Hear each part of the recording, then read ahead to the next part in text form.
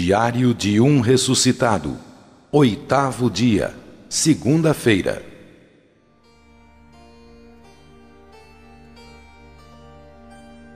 A levitação de Márcia Guimarães. Nosso sistema de governo. O livre-arbítrio. Os dissidentes.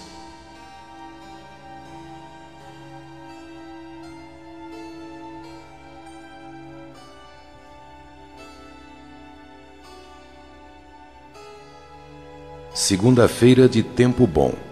Assim amanheceu o dia, mas agora à tarde a chuva voltou com pouca intensidade. Pela manhã entrei em contato com o CTI, Centro de Triagem e Informações, e agendei uma audiência no Departamento de Estrutura Política e Administração. Estou interessado em aprender um pouco mais sobre o nosso sistema político-administrativo. Enquanto aguarda aqui na antessala do departamento a chegada da hora combinada, vou relembrando os últimos acontecimentos deste final de semana. O domingo foi maravilhoso. Conheci algumas pessoas que foram visitar-nos a convite de alguns companheiros da colmeia. Cada um dos visitantes contou algo especial sobre suas experiências nesta nova vida. Também conversei com vários amigos, inclusive com o meu neto Fabrício. Mas o importante foi quando Márcia resolveu fazer a demonstração da sua capacidade de levitar. Foi eletrizante. Todos admiraram a bela proeza. Márcia preparou a grande mesa da sala de reuniões, que é uma mesa retangular que mede aproximadamente 1,30 m por 3,80 m e comporta 10 cadeiras em suas margens. Cobriu-a com um lençol e deitou sobre ele. Solicitou a colaboração de todos no sentido de manter silêncio absoluto. Depois concentrou-se mentalmente e em poucos segundos começou a levitar. Pareceu um espetáculo de mágica circense. O corpo na horizontal, com o olhar elevado, foi subindo lentamente até encontrar o teto da sala. Em seguida ela disse: "Devo dizer que estou sentindo-me à vontade. Poderia subir um pouco mais se houvesse altura suficiente nesta sala. Vou demonstrar agora que também posso movimentar-me em qualquer direção, inclusive mudar para a posição vertical." Assim o fez. Foi movimentando-se naturalmente e ficando aos poucos na posição vertical, e então iniciou a descida, parando em cima de uma das cadeiras. As pessoas presentes não puderam conter os aplausos e as exclamações de surpresa e admiração. Márcia desceu da cadeira e veio abraçar-nos.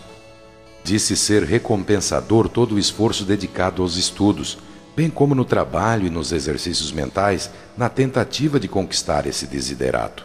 Foi um espetáculo para todos vibrarem de emoção. São 16 horas.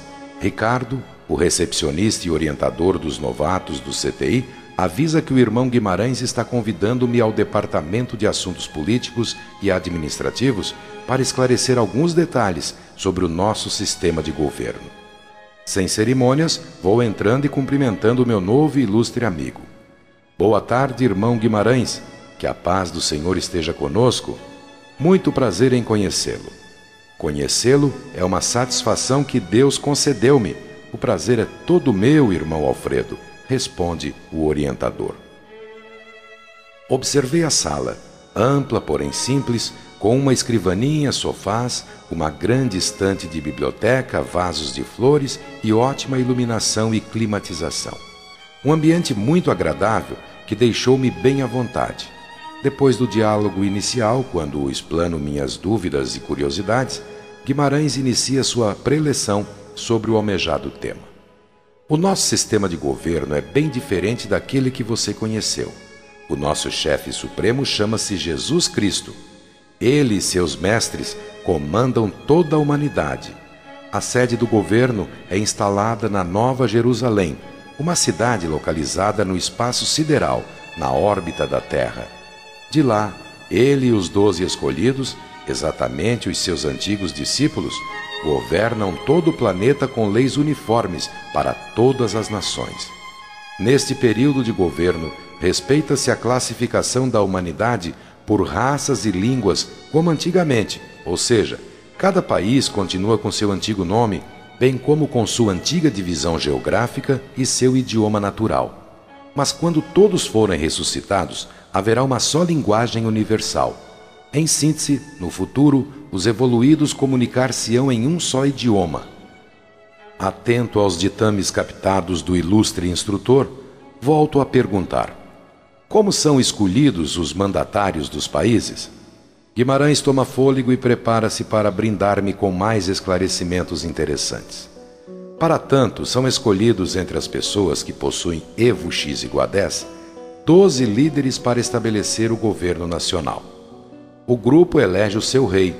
Outros grupos de 12 são escolhidos para gerirem os polos estaduais e outros para cada regional. Todos são escolhidos pela cúpula central, que, como você já sabe, governa diretamente da Nova Jerusalém.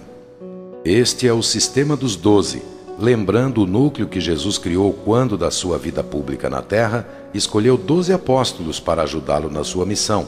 Lembra? Responde Guimarães. Você falou em regional. Quais são as regionais? As regionais são subdivisões do polo estadual. Aqui no sul do estado temos as regionais de Imbituba, Tubarão, Criciúma e Araranguá. Elas englobam todos os outros menores municípios ao seu redor, formando uma comunidade única. As regionais não têm centro de ressuscitação, somente os polos. As regionais possuem todos os departamentos de ensino e trabalho, possuem casas de saúde, bioportos e vivem no sistema de colmeias, semelhante ao que você conhece aqui. Como disse, só não tem o centro de ressuscitação, complementa Guimarães. Acho o sistema muito interessante e até místico, mas não muito democrático. Então pergunto: parece-me que esse sistema não é muito democrático. Em que categoria você o colocaria? Realmente a democracia plena foi bem testada no antigo regime, mas não aprovada pelo povo. Foi um sistema injusto, especialmente para os mais fracos, onde sempre prevaleceu a vontade dos mais fortes ou dos mais ricos e poderosos. Jesus Cristo sempre manifestou o ensinamento de que a terra foi criada por Deus para que toda a humanidade usufruísse das suas benesses. O atual sistema pode ser classificado de várias formas, mas eu prefiro classificá-lo como monarquia, logicamente não hereditária. O chefe do executivo, escolhido para governante do país, tem a denominação de rei. Um rei que deve obediência às leis divinas de Jesus Cristo, que é o Rei dos Reis, concluiu Guimarães. Isto está profetizado na Bíblia? Pergunto. Sim, em vários livros.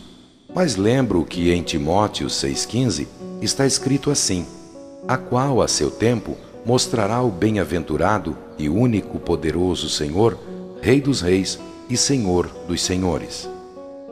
E a lei do livre-arbítrio é respeitada? Indago. Com certeza. Aqui o indivíduo procede de acordo com sua consciência e com sua vontade. Mas ele não é obrigado a estudar e trabalhar? Insisto. Não, ninguém é obrigado a nada. Cada um faz o que aprouver-lhe, responde Guimarães. A pessoa que, por qualquer motivo, não gostar deste tipo de vida, ela tem outra opção? Continuo insistindo. Claro que tem. Qualquer um pode decidir, por exemplo, a morar com os dissidentes, em comunidades independentes, separadas das nossas cidades. Explico melhor.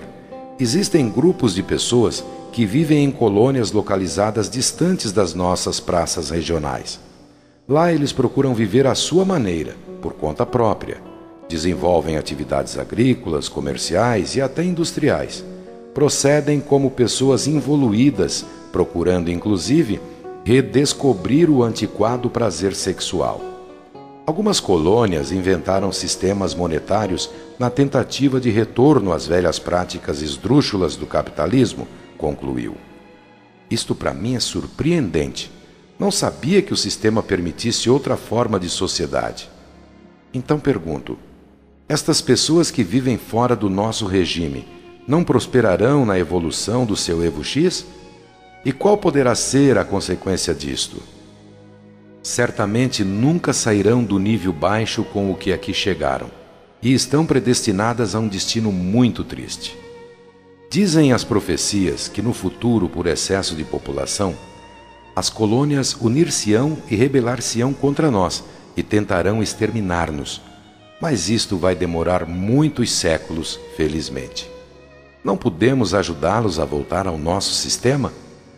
Frequentemente enviamos alguns irmãos a visitá-los, na expectativa de convencê-los a retornarem. Muitos são convencidos e voltam, responde Guimarães. Fico pensando sobre a gravidade da situação dos dissidentes. Longe do progresso, dos avanços tecnológicos, mentais e espirituais, vivendo à margem do mundo novo, numa demonstração de soberba e apego aos hábitos do passado materialista. Mas a conversa continua e pergunto: e quanto à logística, como é feita a comunicação entre as cidades? Ainda permanece parte dos antigos meios de transportes, mas hoje o principal transporte é o trem-bala, que interliga todos os municípios. Ainda temos a estrutura viária de séculos atrás, que serve para o transporte de cargas. O transporte aéreo só funciona entre as capitais dos países. Lembre-se que as pessoas que têm Evo X igual a 8 ou superior autotransportam-se, ou seja, viajam pelos bioportos existentes entre todas as cidades do mundo, completa Guimarães. Mas disseram-me que o bioporto só nos leva para as cidades satélites espaciais. É certo? Pergunto. Sim, mas imaginamos que alguém queira ir para Curitiba, por exemplo. Ele pode partir do bioporto ao satélite e de lá retornar para o bioporto de Curitiba. E tudo isso em fração de minutos. Compreendeu? Sim, claro. Mudando o assunto, como e quando aconteceu a mudança do regime antigo para o atual? Como foi a transição? A transição foi paulatina. O mundo estava transtornado à procura de um novo sistema de vida e o capitalismo dominante estava decadente e sem adeptos. A maioria desejava a mudança de governo, mas ninguém oferecia uma nova opção. Guerras, protestos das classes menos favorecidas e o caos estava proliferando-se em todos os continentes. Foi neste clima que deu-se a volta de Jesus Cristo.